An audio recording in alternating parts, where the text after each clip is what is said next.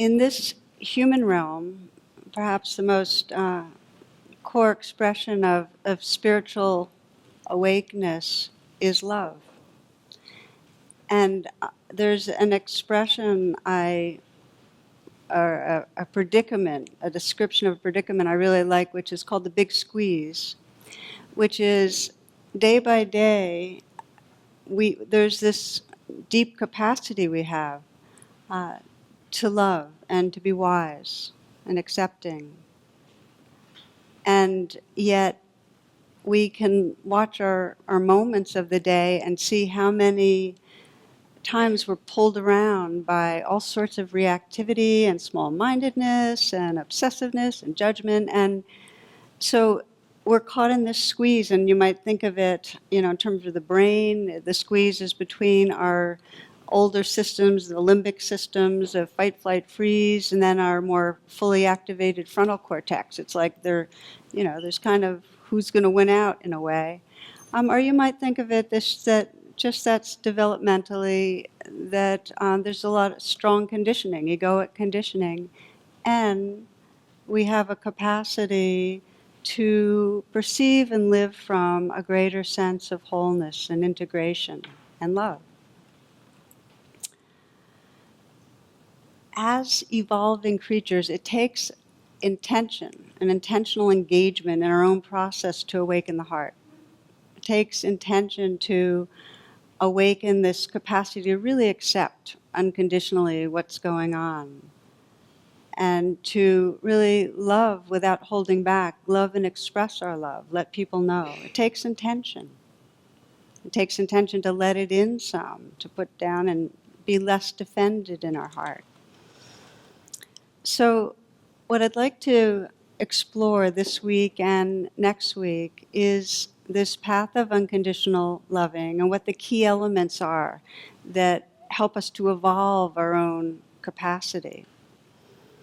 And as you might imagine, the starting place in any exploration of unconditional love is how we're regarding the life right here. That's the starting place. So I'll read to you one of my favorite little verses from Sri Nisargadatta, Indian teacher. He says, all you need is already within you. Only you must approach yourself with reverence and love. Self-condemnation and self-distrust are grievous errors. Your constant flight from pain and search for pleasure is a sign of love you bear for yourself. All I plead with you is this. Make love of yourself perfect. Make love of yourself perfect. Deny yourself nothing. Give yourself infinity and eternity, and discover that you do not need them. You are beyond. All I plead with you is this. Make love of yourself perfect. It's powerful words. So let me unpack a little bit. Like, what is it when we're saying make love of yourself? Who's this self we're loving? And just to perhaps distinguish and say, when we're loving ourselves, we're not loving the self that's in the story, the character or the narrative self. We're loving the life that's right here. We're loving and offering care to this different patterning of emotions and feelings and sensations. We're loving the life that's emerging, moment to moment. Okay? And then some ask, well, perfect? Isn't that like another, okay, now do this perfect? I'm falling short on loving myself, and then it's like problems. So the spirit of this plea from Sri Nisargadatta is one of let it be your deepest intention. Let it be right at the center of your path to love the life that's right here. Because the most important truths are the ones that we always forget. And one of them is, you can't be in love with life if you've excluded this portion of life that we call self. Does that resonate for you? Are we together on that part? Okay. Now, just the word love, we could spend a lot of time on. Um, for me, the very ground of love is an unconditional acceptance right here and now, that openness that totally is attending to and accepting what's right here. And it's out of that openness and that acceptance, that contact with what's right here, that the tenderness and sensitivity and responsiveness that we call love arises. So sometimes we might say, well, can you feel love for yourself this moment? And we might not feel the full-blown warmth, but there can be the beginnings of an allowing, of an accepting of what's here, and that's the beginnings of loving. We don't have to jump to the full-blown expression. So make love of yourself perfect. What would happen if that, even by a matter of a few degrees, became more in your consciousness? That commitment to truly feeling a sense of tenderness and acceptance and a care towards what's here. How would your life change? You know, it's worth considering. It ripples out. So, to offer a metaphor that I find useful, the deep understanding is that this loving is an intrinsic capacity. It's like an interior sun in our being, this light and warmth. It's always there. But as we know, it's not always something we access or feel because it's covered over by clouds that obscure it. And so a lot of the path is to sense the clouds of beliefs and emotions that we get identified with. We get lost in those clouds, so we forget that openness and light and warmth that really is our deepest nature. We forget who we are. And the Buddha described that as really the core of our suffering, forgetting who we are. So maybe a reflection just to bring this right into the moment for you, just to invite you to close your eyes and take a moment to check in.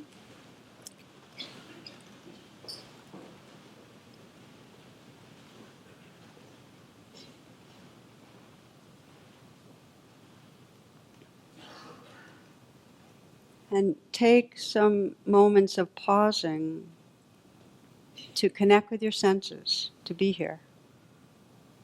Know that you're here, the sounds that are right here, listening.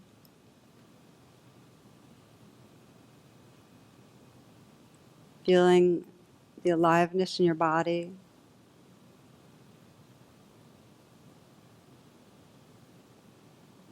And feeling your heart, whatever mood is here.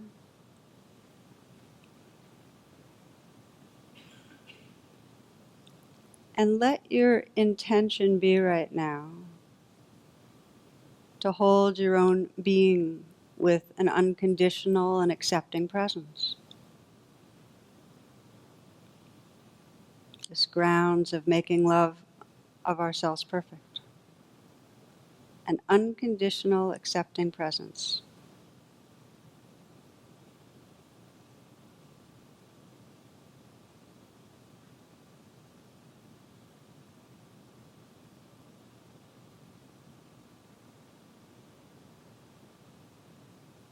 And the background inquiry as you have this intention is to notice if there's anything between me and accepting myself. Accepting the life that's right here.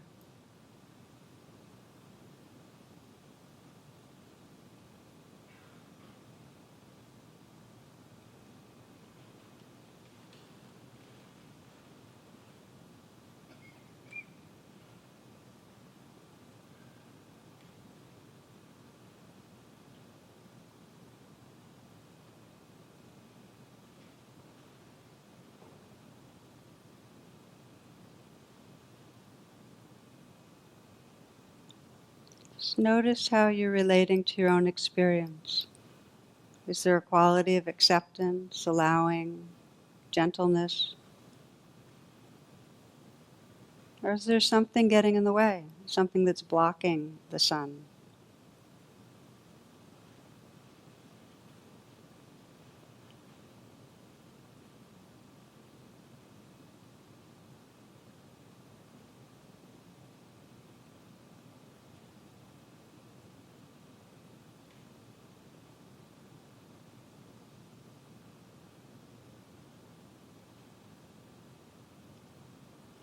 You might widen this inquiry and just sense your life today, yesterday, this last weeks, and how you've been relating to yourself. Just asking again, is there anything between me and accepting myself? Regarding myself with presence, gentleness, love.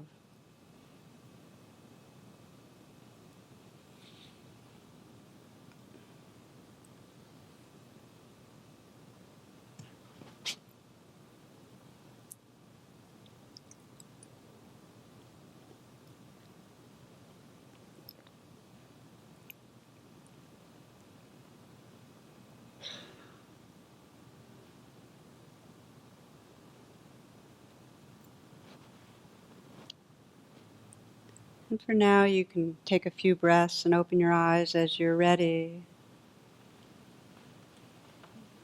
And then just know that this can be a very useful inquiry, just to ask, is there anything between me and loving myself in this moment?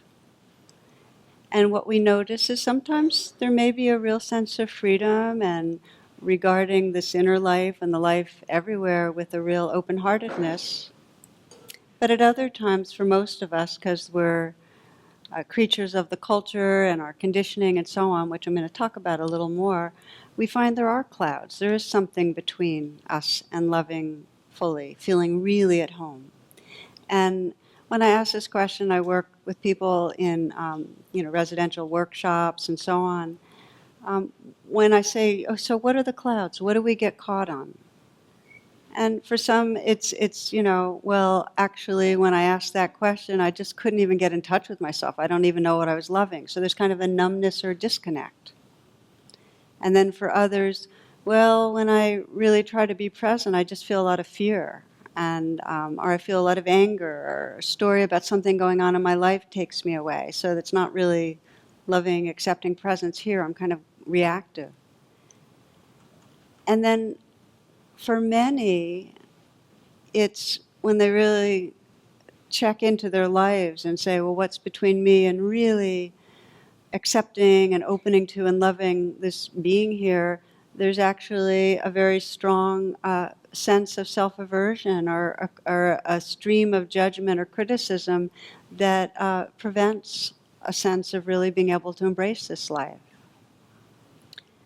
So I want to address that tonight because I call this the trance of separation, that in some deep way we if we look at our day, we can sense that we've kind of left ourselves. We're often thoughts or reactivity, and that often in the trance of separation, the reactivity, the clouds that we're lost in are storm clouds. They're in some way we're at war with ourselves. It's an undercurrent. We're not always aware of it, but we're often at odds with ourselves. And what I like to do is pause, and because this is, to me, a very universal and core conditioning, to leave our bodies, to kind of leave the moment, and to be turned against ourselves. And I want to ask for you here, how many of you have noticed that in your life, that you spent a lot of time at war with yourself in some way? Don't be shy, because it's helpful to... Okay, so for those listening, that looked like about 90% of the hands here, and I'll join in with my hand, but you get to hear my stories all the time. This is Wendell Berry. You'll be walking some night. It will be clear to you suddenly that you were about to escape and that you're guilty. You misread the complex instructions. You are not a member.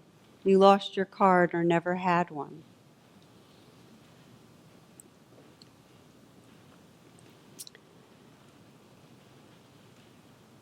When we incarnate, we, along with every other creature in the universe, have some sense of separation.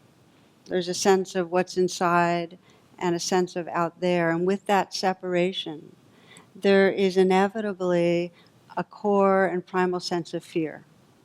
There's some sense that mortal, this is fragile, this is vulnerable material here, it's easily at risk, there's a lot of danger, we're going to die. So that is a basic core scenario. And so there's inevitably unpleasantness. And what happens to us is that we don't like, there's aversion to the unpleasantness, and then we add what I often refer to from the Buddhist teachings, because it's such a good descriptor, is the second arrow. So the first arrow is that core fear and the unpleasantness of it. And the second arrow is, this means I'm bad. Feeling bad means I'm bad. We don't often see how that identification, that step of not feeling good and then I'm not good, we don't always notice that that's taken place. But because it's always happening, it's easy to coagulate into some ongoing sense of not okay, I'm not okay. So it's very much reinforced in our culture. Our cultures are our petri dish, and as we know, it's a competitive one, and we can't avoid the influence of the messages from our culture about what's desirable and good and what's bad. And we can't avoid measuring ourselves. And there's no way that we meet the standard on everything. So it's a kind of a setup. You know, there's all these it's a narrow band of standards on intelligence.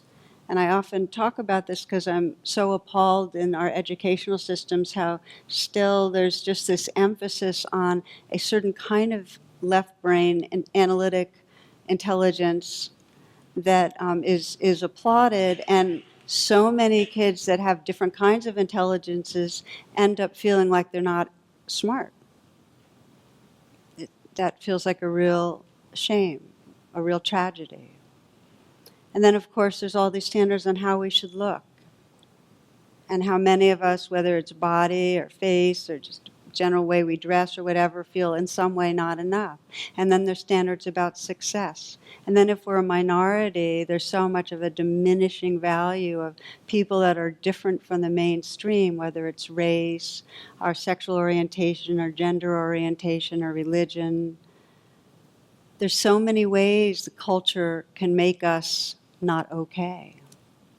Then we have all the standards of proper behavior. First of all, proper emotions. We're not supposed to feel jealous or angry. And there's a whole long list I could give. So every time those challenging emotions come up, some part of us says, okay, anger's here, I'm bad. And then all the ways we're supposed to conduct ourselves, proper behavior. So we're always monitoring. There's this, we're such social creatures, we're on a roller coaster based on how others are responding to us. One story for you.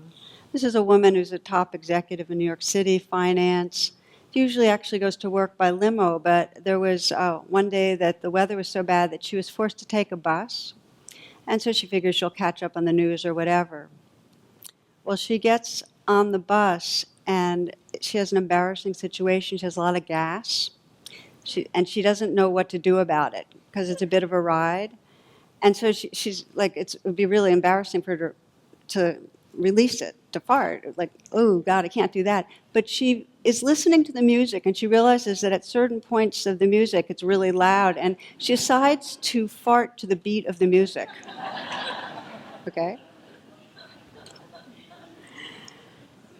Finally, she gets to her stop, and when she's leaving the bus, everybody's looking at her. And it's only after stepping out that she realizes she had her headphones on.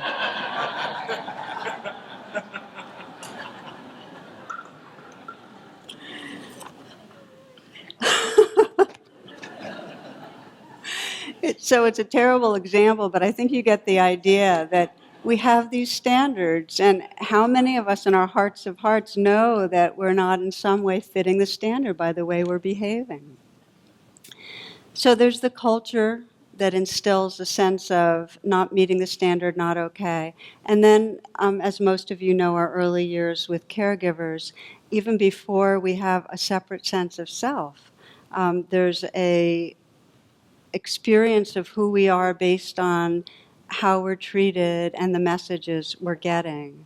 So our parents, with their own fears and preoccupations, were unable, most of them, to offer that unconditional acceptance, that seeing, true seeing of who we are. And so what happened was that we emerged with a sense of, to be okay, I have to be like this, this, and this, and I'm not. So instead of feeling at home in ourselves, we have to kind of construct ourselves to get the approval and love that matters so much. I'm thinking of one woman, I wrote this up in True Refuge, whose mother was very much of a narcissist, very preoccupied with herself. And she remembers when she was 4, her mother saying, I just ran the bath, go take your bath. She goes into the bathroom and gets into the bathtub, and there's 2 to 3 inches of lukewarm water. And she remembered at that age having the thought that this is all I'm going to ever get. This is what I deserve, in some ways, what I deserve. And through her life, she had a really hard time, she's been working on it, asking for or thinking she deserves anything from others. Some sense of being needy or a pest or not important enough. Very deep, the mark of our early relationships. So we're talking about the second arrow, that feelings and emotions come up and very quickly we own them. And it goes from feeling bad to I'm bad.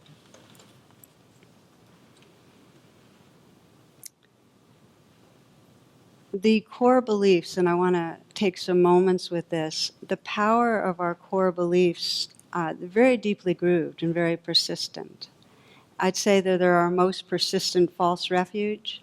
And I call them a false refuge because we might have a core belief of feeling insufficient or bad.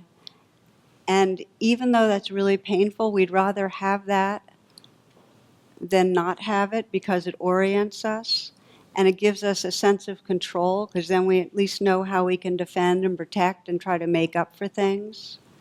So even though bad it feels dangerous to feel bad, at least knowing it means we can have some sense of managing our circumstance.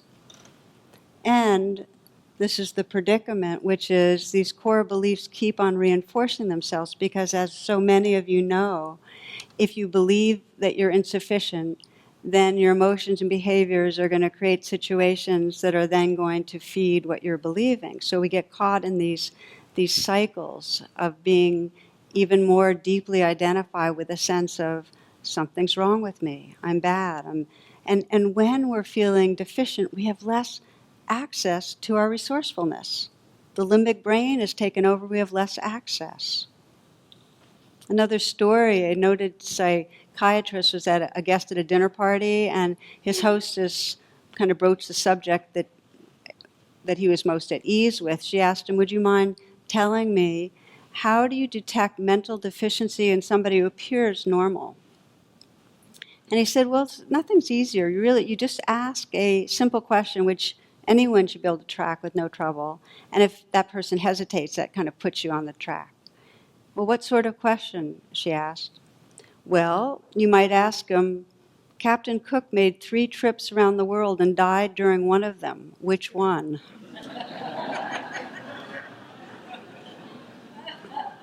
The hostess thought for a moment, and then with a nervous laugh, she said, you wouldn't happen to have another example, would you? I must confess, I don't know much about history. All right, so I'm going to tell you a personal story, which is I was 7 or 8 years old, and I was at a restaurant with my parents, and the waiter was kind of chatting me up, and he said to me, you look like a smart young lady, and that's where the hook came in, because then he said, I'm going to ask you a question. And so I was stealing myself, because I wanted to be that smart young lady, you know. He said, what color was George Washington's white horse? Well, I really thought about it. I really, really thought about it hard. I was going through my memory, trying to see if there was any pictures I saw at school and all that. And finally, I made my best guess, which was black. It's really strange what memories come back to you, but that was a very distinct memory in my mind, you know.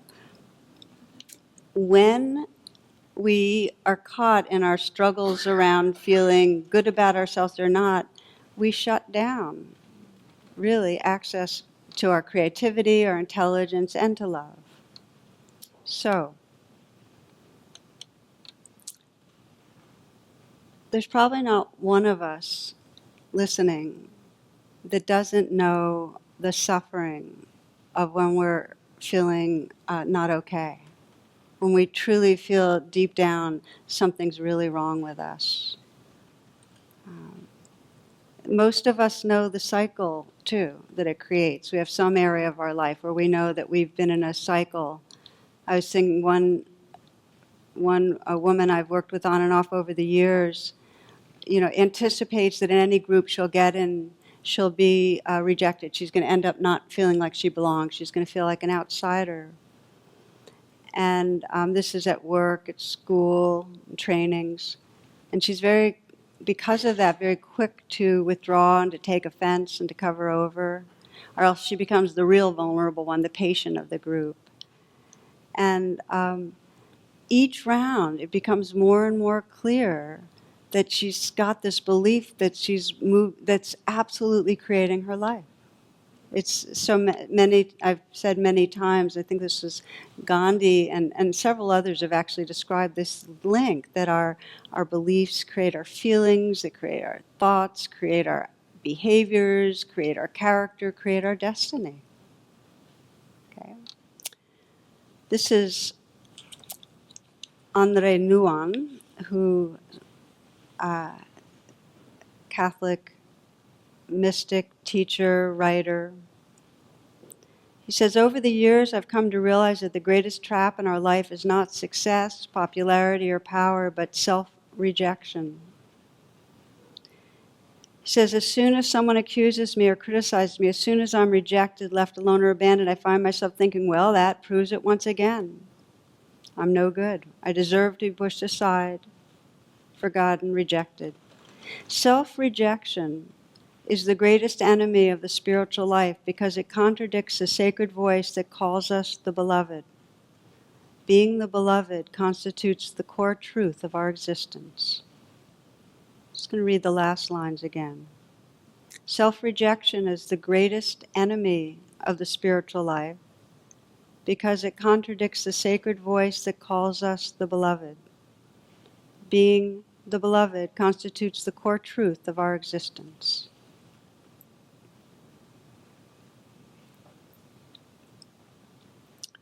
So let's look together now at the movement from that stuck place where we're identified in the cloud of, I'm bad, I'm failing, something's wrong, and how we move and wake up back to sensing that sun, that light and warmth, which really is always here, but so often inaccessible, or feels that way. And the movement toward making love of ourselves perfect, towards being that beloved,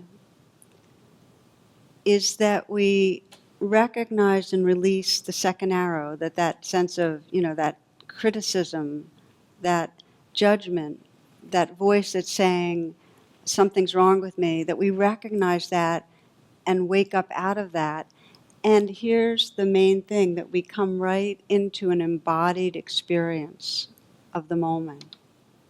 It takes both of those things, recognizing the second arrow, okay, I'm down on myself again, opening up beyond that, sensing there's more to this world than that, and coming fully into embodied presence. What sustains the trance is not seeing that we're caught up in that cloud of personal badness and being dissociated from our body. As long as we're dissociated, we can't heal. So let me give you, first of all, a simple example of that shifting from being lost inside that cloud of not okayness back to something more open.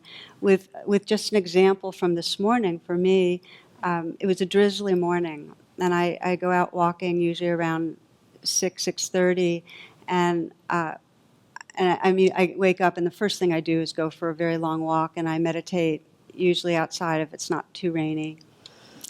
And this morning I started moving, and I have a hill that I have to go up right at the beginning. And my mind went into total complaining, grumpiness, a lot of physical discomfort, my hip, my shoulder, I felt a little bit of queasy. It kept going, kept lasting. And then I started having thoughts about, I'm in a demanding stretch of time, so feeling anxious about getting things done. So I was aversive to how my body was feeling, and I'm feeling anxiety and not liking the anxiety. And then I even stopped walking because I realized, oh, I'm not liking myself right now. Because it wasn't only that I was feeling physical discomfort and anxiety, I wasn't liking the self that was feeling so aversive. Now that added piece is the hook that can create our mood and stuckness and repeating of patterns for decades. So I paused. That was the moment of pausing, and I just recognized, okay, this is a judgment about self, and I started coming back into my body. I said, okay, it's okay to feel anxious. It's like this weather system, it's okay to feel it. And it's okay to feel the sensations in my body, and it's okay to feel aversion. In other words, it's okay to feel what I'm feeling. And in the moments of recognizing that second arrow and then coming back and just making it okay what was going on, that's when there was a sense of more expanding open. That's when I wasn't any longer inside that small grumpy cloud of not okayness. I was back into a quality of presence that I still didn't feel comfortable, but there was no hook that there was something wrong with me. In the moment that you become mindful and aware of the second arrow, you're no longer hooked by it. There still is going to be some experience of it, but if you're really aware of it and you come into a full embodied presence, it's no longer such a hook, because your awareness, is larger than that cloud. Keep going.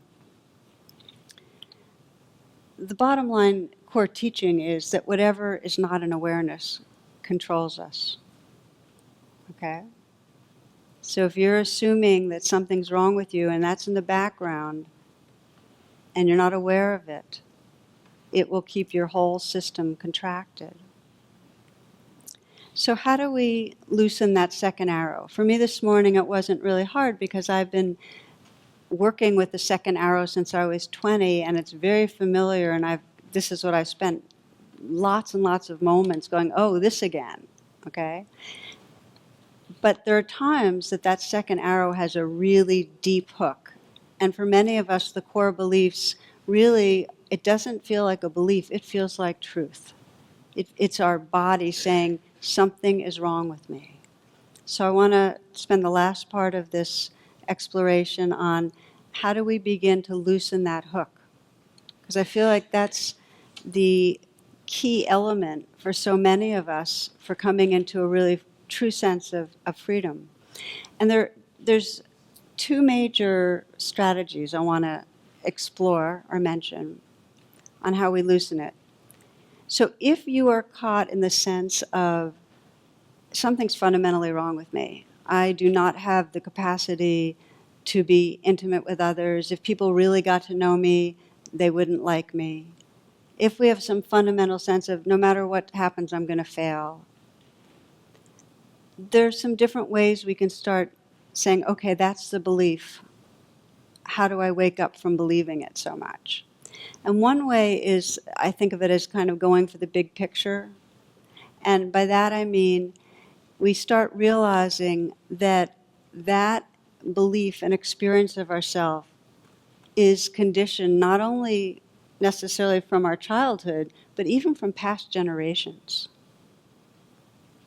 This is important because if you can get that what you're experiencing was set in motion generations back, you really start getting it's not your fault, you know? And that's a really big deal. Now, we'll go to science right now. This is from December 1st, 2013 from the BBC News. There was an article about a study from nature neuroscience. And it showed how mice trained to avoid a smell passed their aversion on to their grandchildren. And that might not sound like a big deal, but what it's saying is that behavior can be affected by events in previous generations that are passed on through genetic memory. So the trauma somebody experiences in a war are from abuse, are from an accident. Some of the emotions and experiences around that can be passed on and passed on. So there's some deep sense of I'm endangered. It's not our fault that we have such a sense of chronic endangerment. There's been generations of genetic memory passing it on.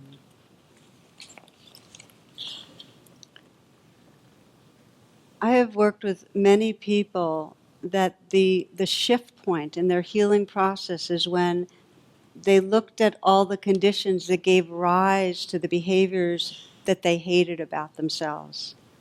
They realized, oh, well, when I was in the womb, my mother was drinking alcohol, or my mother was experiencing the rage of my father, or when I was after I was born, my parents split, and there was the kind of depression that there was nothing at all coming my way. So of course I'm grabbing.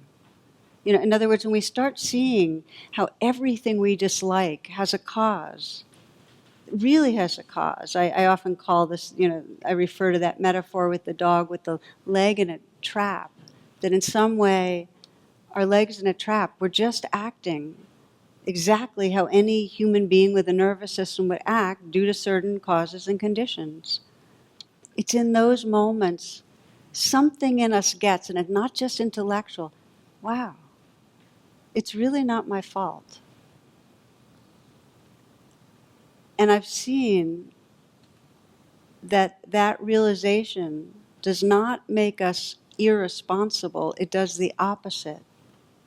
It's like in that moment of realizing it's something loose, and so we actually can respond to our circumstances from a lot more intelligence and compassion.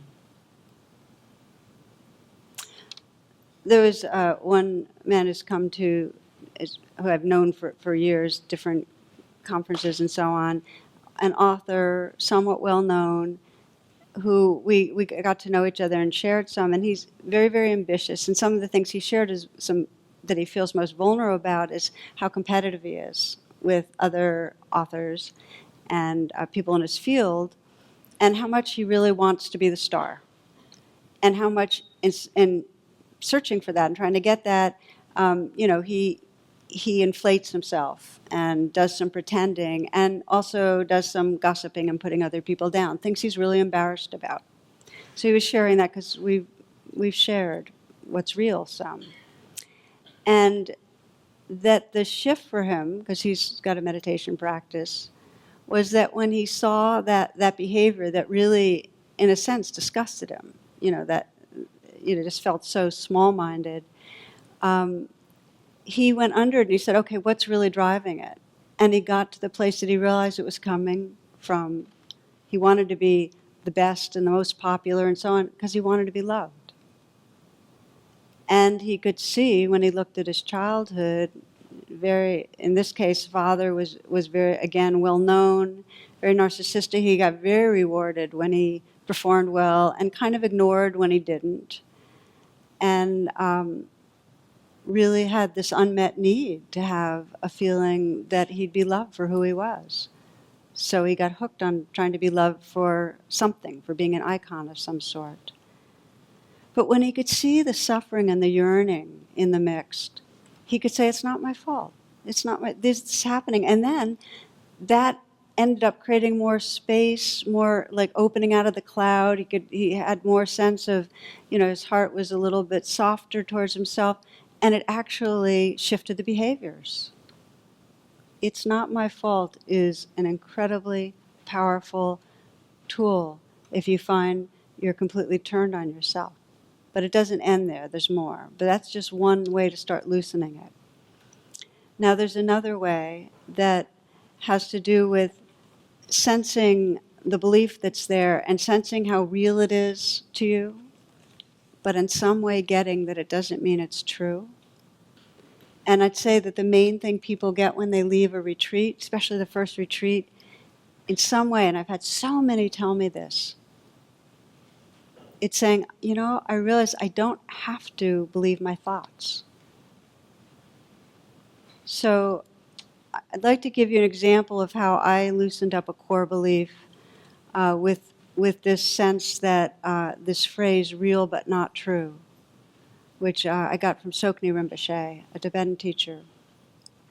So the background to my belief is that my parents were social activists, very politically active, involved with civil rights and poverty and economic justice and so on. And when I was younger, in college and after college, I also was quite active. But then when I got into the consciousness business, so to speak, I spent a lot more time in terms of working with inner life and on that realm, and less active. And but all along felt guilty because in some way my parents were, I kind of idolized what they were doing and felt like I should be doing it all.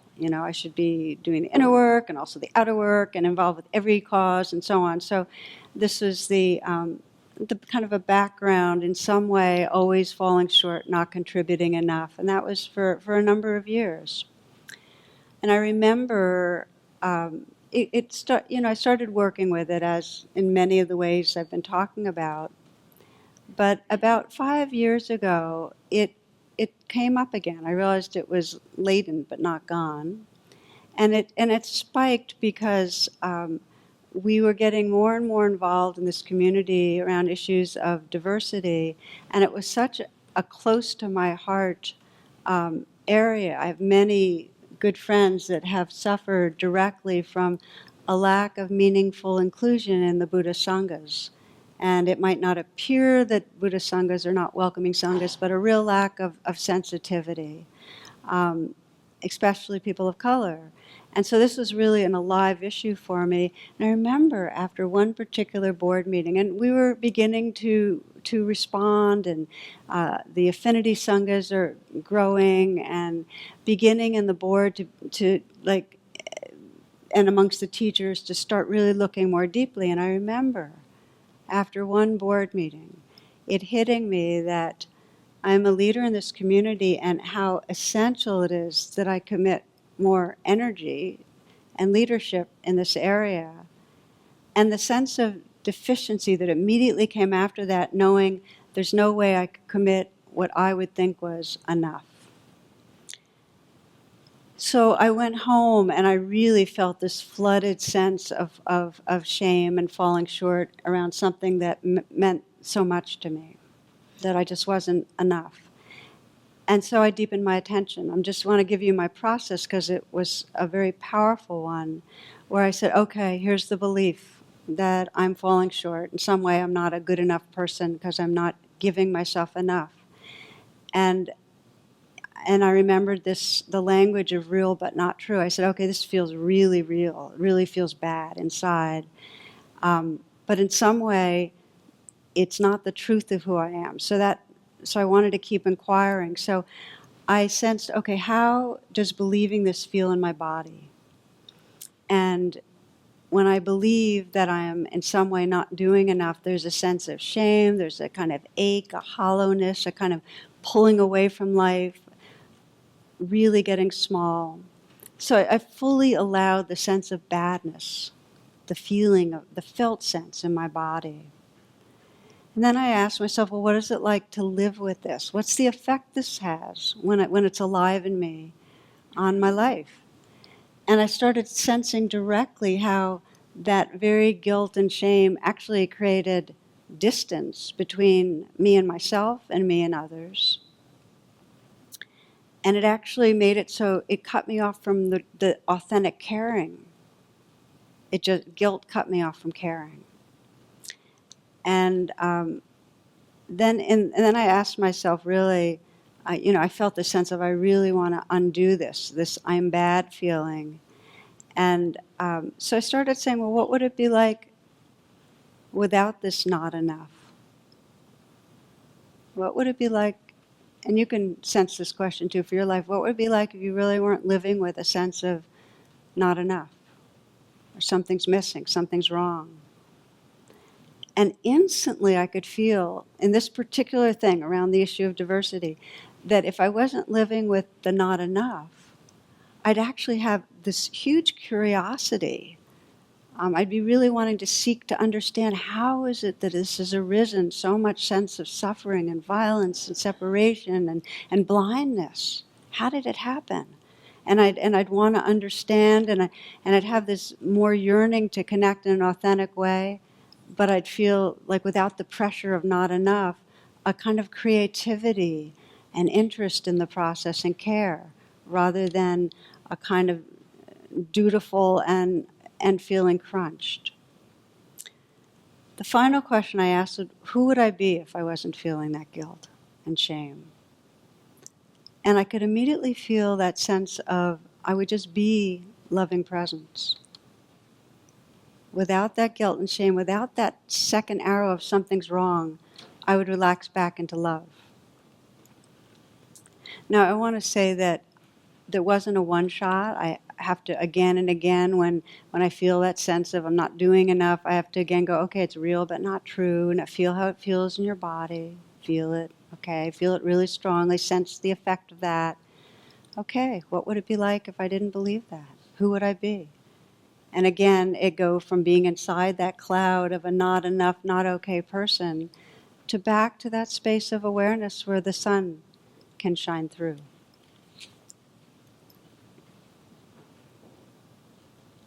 Read you a poem, Pesha Joyce Gertler. Finally, on my way to yes, I bump into all the places where I said no to my life, all the untended wounds, those coded messages that send me down the wrong street again and again. And I lift them one by one close to my heart, and I say, holy, holy. And I lift them one by one close to my heart, and I say, holy, holy.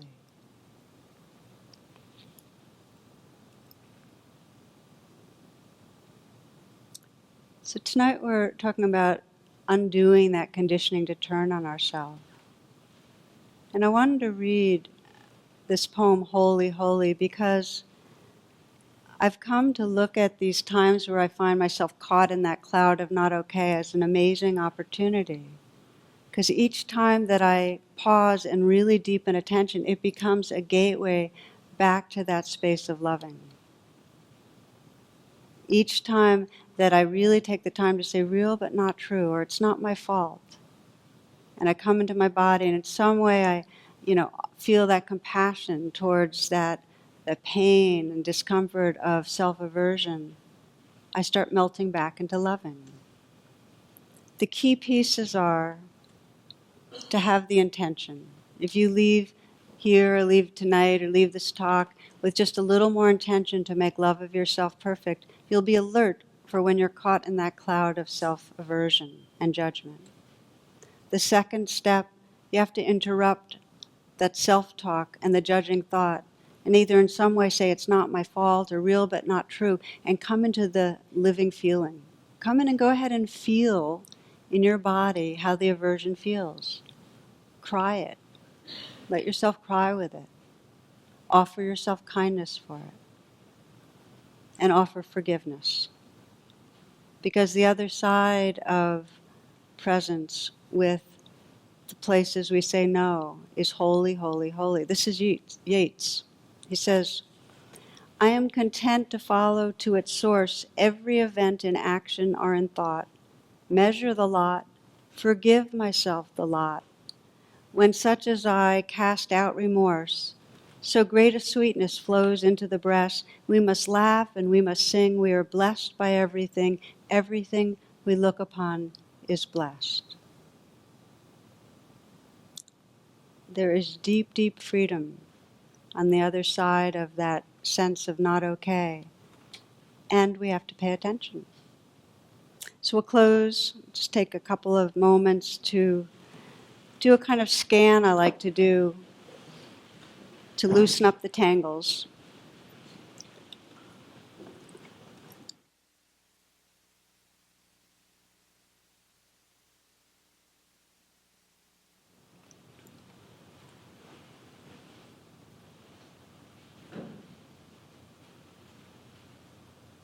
So as we close, we're exploring really this pathway to unconditional loving. We begin with the life that's right here, sensing how we can notice what's between us and loving presence, and just bring that holy, holy, that feeling it in our body, bringing tenderness, and discover the blessing on the other side, that sunlight of loving presence. So just in a simple way right now, you might scan and sense what's going on in your body, whatever sensations are here.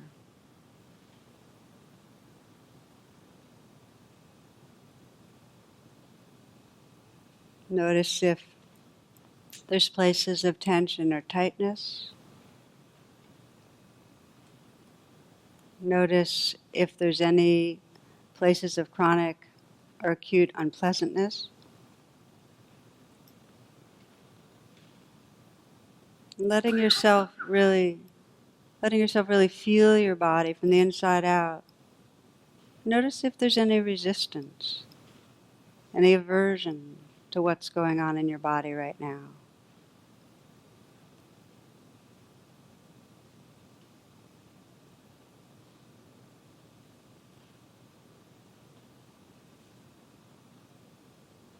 Just including in awareness the life of the body. Sense if there's anything between you and unconditional acceptance, just allowing it to be as it is.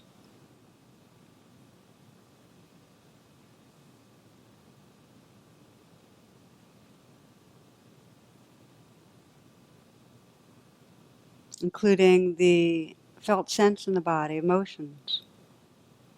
If there's any anxiety or fear, sadness, or maybe you feel sleepy or numb. Whatever the state of heart-mind is right now, can you unconditionally accept this? Or is there some aversiveness, some sense of, I'm not okay because this doesn't feel okay. I shouldn't be feeling this. Something's wrong with me. Just bringing it into the light of awareness.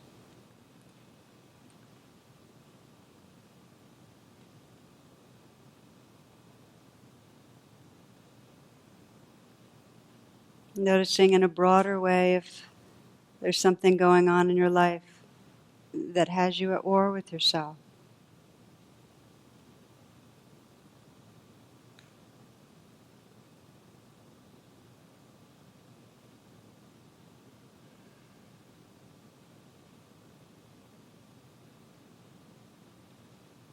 And sensing your intention to wake up out of that cloud of self-aversion, if it's there. Sensing the possibility of noticing the beliefs that are there about yourself.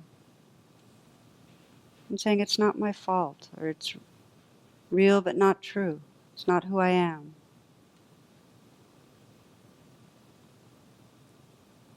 Sensing the possibility of opening with courage and great tenderness to how you're experiencing shame or self-aversion in the body.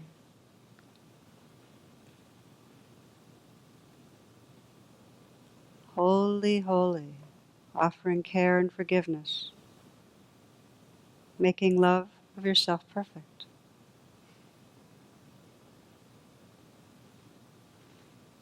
From Dorothy Hunt, in this choiceless, never-ending flow of life, there's an infinite array of choices. One alone brings happiness. To love what is.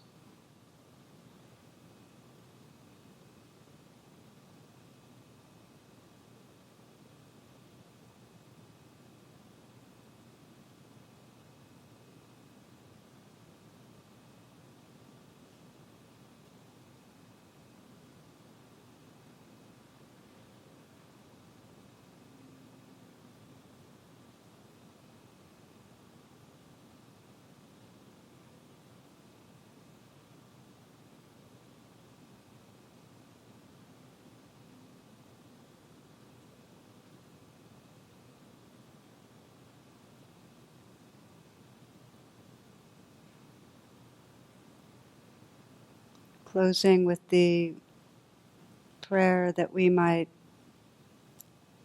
awaken that heart of unconditional loving to embrace the life within and around us, that all beings everywhere might recognize their very essence as loving presence, and to live from that. May there be peace, healing, and freedom for all living beings everywhere. Namaste. Thank you.